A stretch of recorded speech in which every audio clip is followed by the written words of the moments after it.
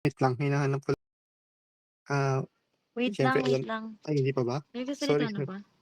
Oo, eh, Di pa sige, sige. naka-record. Sorry, sorry. Ulit na lang. So contingency plan. Sa case ng fire siyempre alam naman natin, sa lutuan Okay na. talagang ay, ulit, ulit, ulit. Ay, ulit. Game, game. Wait lang, wait lang.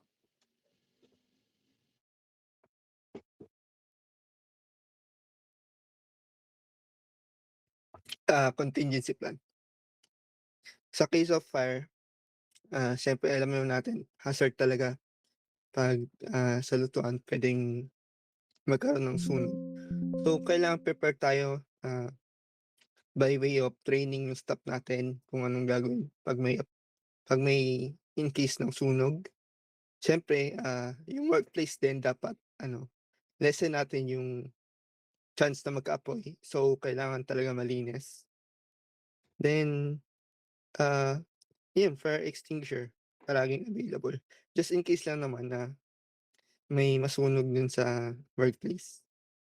Siyempre sa response dahil nga na-train natin yung employee natin, ah, alam niya na gagawin dun sa fire extinguisher, alam niya na yung preemptive steps para 'di na lumaki yung sunog. Then, yun lang naman. Then, next na tayo sa contingency plan in case of food spoilage. Food spoilage which is, for example, sira yung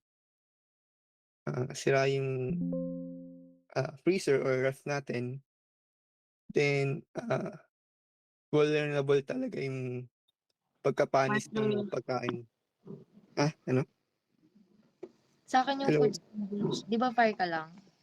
Pearl lang ba? Sige, Mm. sige. Sige, Okay ka na? thank you. Thank you.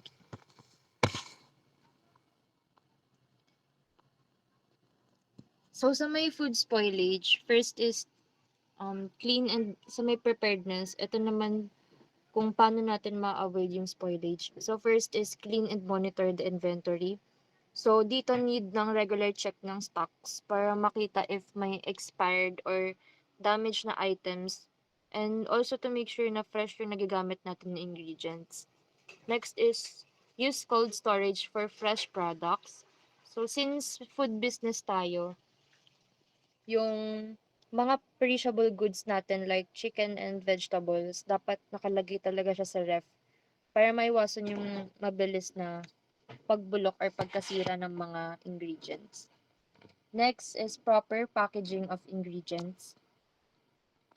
So, nakakaapekto din kasi yung yung ginagamit natin na lagayan sa spoilage ng food. So, kailangan gumamit tayo ng proper packaging like yung sealed or food grade containers para maiwasan na tumira yung mga bacteria and magkaroon ng moistures na nagkakos ng spoilage. So, for response naman, dito naman, once na magkaroon na ng spoilage, ito yung mga pwede natin gawin. So first is properly dispose any rotten and potentially contaminated products. So if damaged or bulok na yung items, it's better na maitapon na siya agad para maiwasan na ma-contaminate pa yung ibang goods. And next is clean and sterilize the contaminated containers. Sorry. Clean and sterilize the contaminated containers. If may containers or storage area na may bahid ng spoilage, kailangan ma-disinfect agad para maiwasan yung recontamination. And lastly is check for the cause of spoilage. So, identify natin kung ano yung cause ng spoilage, kung dahil ba sa power outage ng cold storage or sa packaging or improper handling ng goods para maiwasan natin yung ganong cases ulit in the future. So for the next one is the supply chain failure.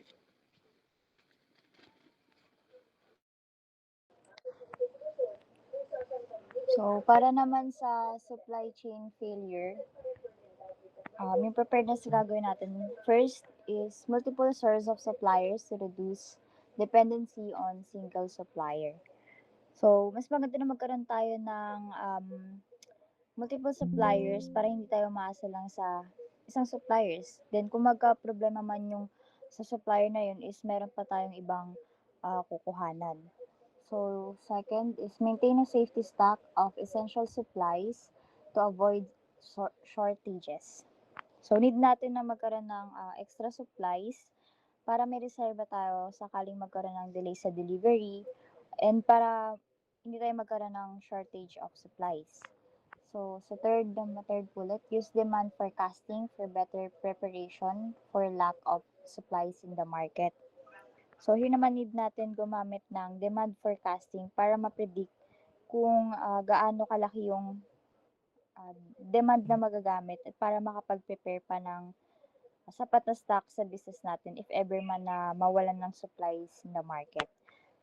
So next is have an alternative or backup logistics plan in case the transportation system fails.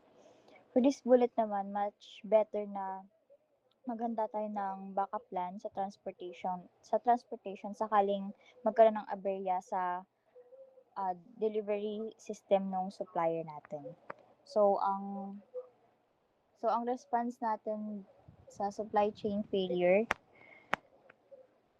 reach out alternative suppliers to secure the necessary stocks. So, yun nga, if ever na magkaroon ng shortage of supplies, before that, mas okay na makikipag-usap tayo sa iba nating suppliers para hindi maputol yung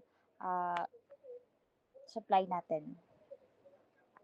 Then, sa second bullet, maintain open communication for delays to occur. So, ito isa rin to sa need na i-consider since kapag may transaction sa supplies is kailangan laging updated tayo sa supplier natin and dapat may clear communication para alam agad kung may delay and makakagawa agad ng solution. So next, produce based on the availability of raw materials. So since yung ibang stocks natin is perishable or meaning need na ma-consume agad dahil nga mabilis mabulok, need natin i-adjust yung production depende sa kung ano yung raw materials na available para tuloy-tuloy yung operations natin. Next is reassess supplier contracts to improve flexibility in the future. So last response natin is we better talk to our suppliers para mas maging flexible yung communication natin with them and mas madaling mag-adjust sa future problems. Next na po. Next naman is yung absence of an employee. Yung paghahanda natin para maiwasan yung pag-absent nila or kung ano yung gagawin kapag absent sila is yung first, dapat may job description para alam nila yung gagawin nila. May iwasan din natin dito yung hindi nila pagpasok. Ayun. May possibility kasi na hindi sila pumasok kasi nabibigla sila sa mga gawain ganun. Kaya dapat alam nila yung gagawin and i-orient if ever na yung kasamahan nila is wala. Next naman, yung pangalawa, assign them their task for them to focus and do great with that specific job. Ayan, may tasking sila para focus sila sa gawain nila. Next is yung practice natin sila sa other role para kung sakaling wala yung other employee, tuloy-tuloy pa rin yung operation ng business or ng snack and pop. And yung response natin doon, of course, if absent yung isang employee, calmness yung kailangan para makapag-isip and decide tayo ng maayos. Or yung manager, kung ayun. Next is, follow natin yung instruction ng manager since siya yung masusunod. Possible na may or if kaya naman ng duty, no need na. Ayan. Last is double role or multitasking. Ayan, gagawin mo yung task ng other employee, pati na rin yung sa'yo. Pero I think last resort na yan, since yung manager gagawa naman siya ng solution. Ang need lang is dapat handa tayo if ever na mangyari yan. Ayun lang.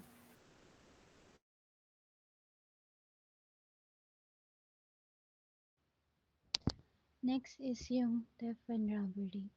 Yun sa internal, ito yung sa mga employees.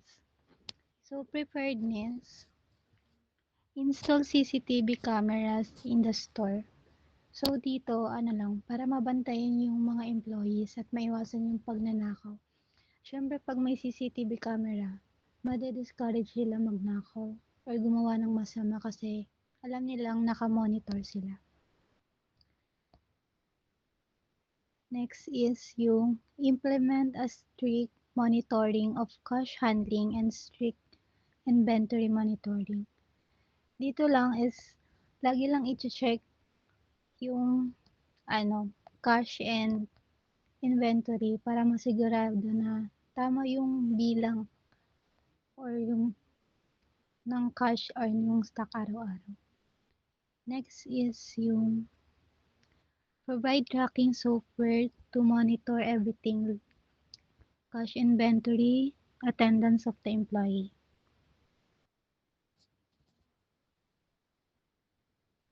Dito is, ay, mali, nasaan yun? Mali pala. Ano muna pala? Conduct a background check before hiring employees.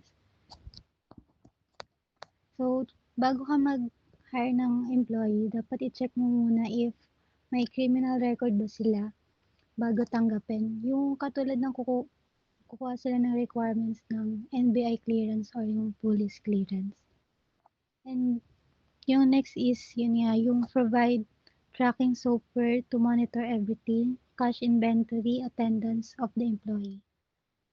Yung sa paggamit ng tracking software like Excel or Google Sheet, mas mapapadali yung pag-track ng cash or cash flow ng and yung stock or yung sa employee attendance. Yung response naman dun sa internal, in case of theft, review the CCTV footage and the cash and inventory record. So kung sakaling may mangyari ng pagnanakaw sa loob ng workplace, dapat agad i-review yung CCTV at records para malaman kung paano nangyari at sino yung gumawa nito. Next is conduct an internal audit to determine the losses. So, magsasagawa ng internal audit para makita yung halaga ng nawala o nakuha. And pwede rin yun maging evidence. Next is suspend the suspected employee while the investigation is ongoing. So, isususpend mo yung suspected employee para na rin hindi na maulit or hindi na siya makagawa pa ng other problem habang under investigation pa yung nangyari. Last is take a legal action and file a police report. So, if napatunayan na kung sino yung may sala or sino yung gumawa, magte-take na ng legal action. So, i-report na sa police para mapanagot siya. So, sa internal naman, kasi ito yung sa outsiders, sa sa mga customers, gano'n. So, preparedness, install CCTV cameras and high security lock. So, katulad lang din yung sa internal kanina. Para ma-monitor and ma-discourage yung mga magnanakaw. And next is train employees on how to respond in this situation safely and calmly. So, dito, para alam ng mga employees kung papaano i-handle yung gantong situation, kung para maging kalmado and maging ligtas kapag may ganong situation. Next is post a signage, CCTV in operation. So, yun lang to para malaman nila na may CCTV sa workplace or sa place na yan. Ma-discourage din sila na magnakaw. response sa external is first, if someone is suspicious, check the CCTV footage and alert the security staff. Kung may security staff naman tayo, so babantayan yun. Kung may kahina-hinalang tao naman na mapansin, tsaka pwede yun maagapan agad. Sa CCTV naman, so pwede din ulit yun gawing evidence. Next is prioritize the safety of the employees and customer. So dito, if pag nagkaroon man ng robbery, mas unahin yung protektahan yung sarili or yung customer. Maging kalmado or wag na lang lalaban ganun. So, last is call the police immediately. So, dapat tumawag na ng police. Dapat alam yung hotline ng kapulisan para sila na lang din yung mag-handle at masolusyonan na lang din.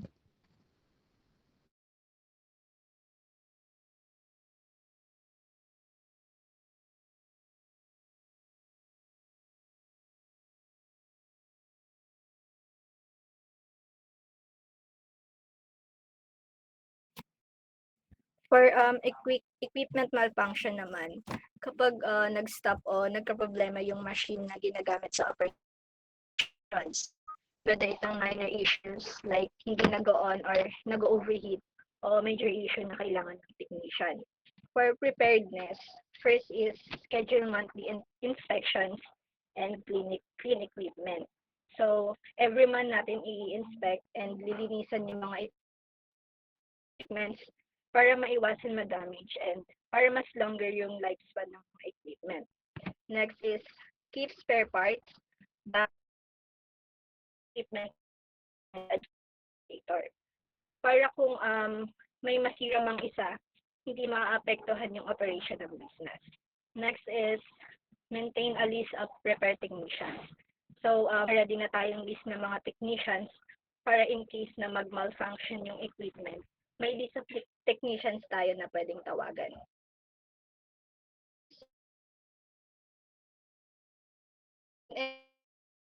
Sa troubleshooting.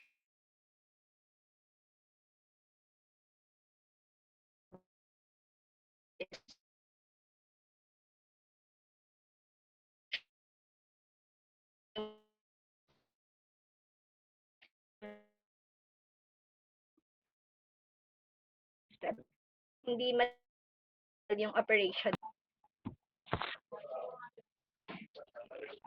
For response naman, first is check corner.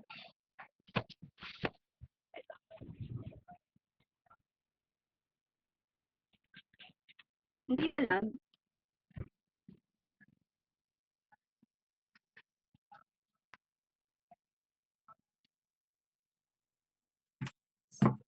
So for response naman, first is check for minor fixes. So kapag may sira yung equipment, ang unang gagawin is basic fixes like resetting or cleaning since baka simple lang or maliit lang yung sira or issue. Next is switch the backup, adjust the menu, inform customers. Kung hindi kaya ng quick fix, gagamitin yung backup equipment para tuloy pa rin yung operation. Kung hindi talaga maayos yung ibang equipment, i-adjust yung menu at ipapaalam agad sa customers para transparent. Next is contact technicians and ask for repair. Kung sobrang lala na ng sira or issue, hindi na tumawag ng technician para ma-repair. So last is improve maintenance and plan for equipment upgrades. After the incident, need i-improve yung maintenance plan para hindi maulit yung problema.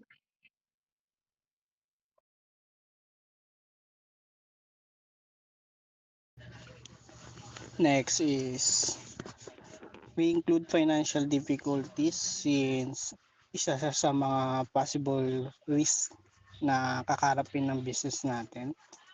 For preparedness, siguro need natin ng organized na budget plan and allocation ng funds para ma-monitor natin yung labas and pagpasok ng pera sa business natin. And siguro need din natin na magtabi kahit portion ng funds natin para may pang-cover tayo for unexpected expenses.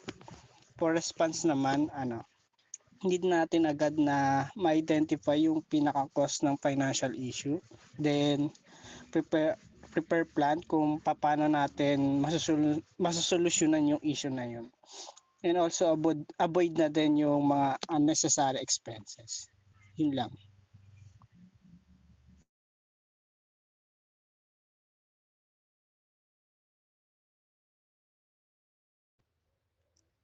Sa food contamination naman, we all know na yung food contamination means that food has been made unsafe or unclean dahil nagkaroon ito ng contact with harmful substances. Pwedeng biological like bacteria, viruses, or parasites. Pwede rin namang chemical like cleaning agents, pesticides. Since gagamit naman talaga tayo neto sa store. And pwede rin yung physical like yung hibla ng hair or yung mga alikabok. Para ma-prevent natin to, we should follow the guidelines for strict food safety handling including temperature control, proper storage, and cleanliness. Para na rin ma-ensure yung food quality and freshness ng product natin and ma-avoid yung penalties or business closure dahil violation ito kapag hindi natin sinunod yung guidelines na yun. Second, i-train din natin yung staff sa proper way ng pag-handle ng food such as pag-wash ng hands, pagsuot ng gloves, hairnets, aprons, and masks. These protective items kasi can create a barrier between the food and possible contaminants, helping prevent foodborne illnesses and ensuring the food is safe for customers. Last, yung i-ensure din natin na aside sa paghuhugas lang, na simple paghugas lang ng magagamitan natin, kailangan din natin silang i-sanitize ng maigi, especially yung mga ginagamit sa pagluluto and yung utensils na gagamitan ng customers natin. Pero if ever na hindi natin to maiwasan, mag-take tayo ng immediate action for that since serious case ito and pwedeng ikasira ng negosyo natin. I-identify muna natin. Bago yun, i-identify muna natin yung contaminated products or kung saan nag-start yung yung contaminated product na yun. Wait lang, sorry. First muna, i-identify natin yung contaminated products or kung saan nag-start. And ilalagay sila dun sa separate area para sa investigation. And i-take naman natin yung full responsibility para sa customer na apektuhan nun. Kung dadalhin sa ospital, i-shoulder natin yung mga expenses.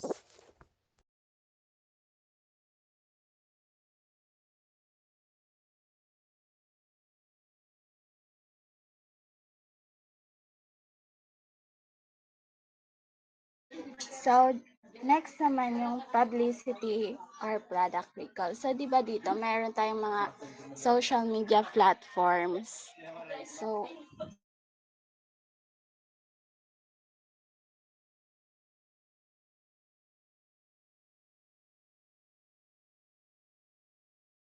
sorry, wait lang.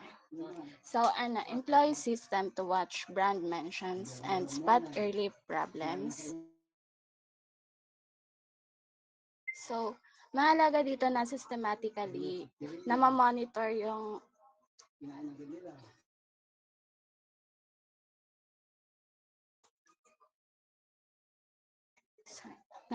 sorry, wait lang. Na ma-monitor yung mga brand mention para ma-maintain natin yung brand image natin and then ma-maintain din yung customer trust. Next is ensure that staff are trained to handle media inquiries professionally and calmly. So mahalaga na well-trained yung staff natin since sila nga yung face ng business natin. Maganda na alam sila kung paano makipag-transact sa mga natin customers. So next one is have ready-made responses for common crisis to answer fast. So dito maganda na meron tayong ready-made responses sa mga inquiries ng mga customers natin para accurate and consistent yung magiging answer natin. Lastly, check the reply to customer feedback often. So, importante na palagi nating na-check yung feedback ng customer natin kasi nakaka-help din yun para malaman natin if ano pa yung mga need na improve ng business natin. Next, act fast and to show about the issue. So maganda na palagi tayo na pag may issue na nag-arise, maganda na meron tayong action agad para mapakita natin na responsive yung business natin. Next, find the main cause and how far the problem reaches. So dito, maganda, importante na alam natin yung root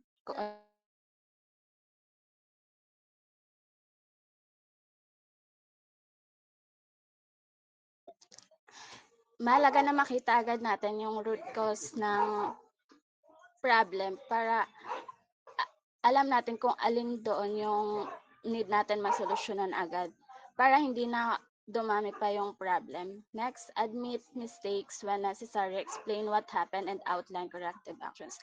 So kung yung cause naman ng problem ay sa part ng business natin, importante na i-admit natin yun para mapakita na mayroong accountability yung business natin. Next one is give clear info and help to customer affected. So, yung problem ng customer natin, mahalaga na maibigyan natin sila ng information and kung yung mga apektadong customer, mahalaga na alam nila kung ano yung nangyayari dun at kung paano masusolusyonan yung problem. Lastly, initiate a product recall to prioritize quality, safety, and customer satisfaction. So kung yung product mismo yung problem, mas maigi na magpalitan na lang yun para ma-maintain yung safety and yung quality ng product natin and yung customer satisfaction. Okay.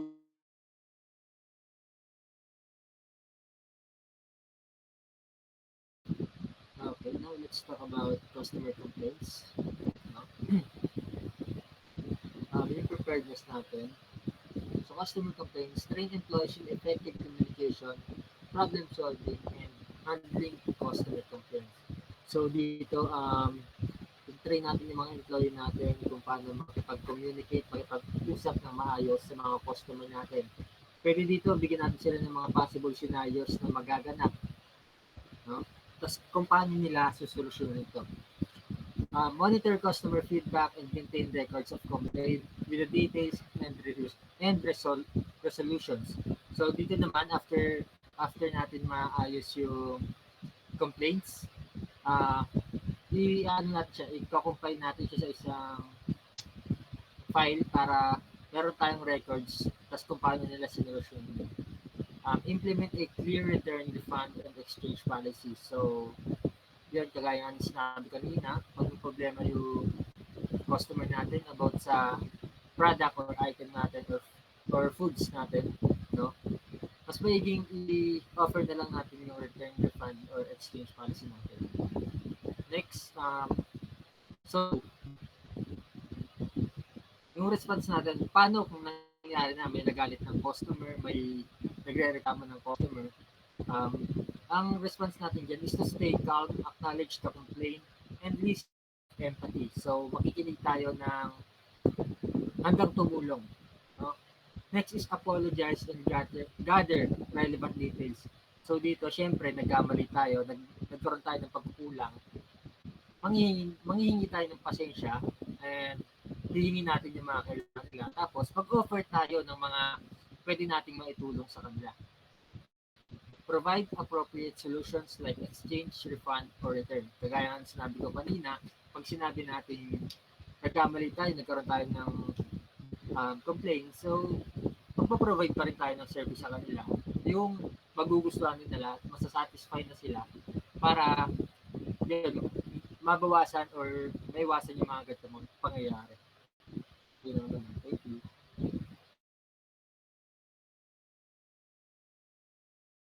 Thank you.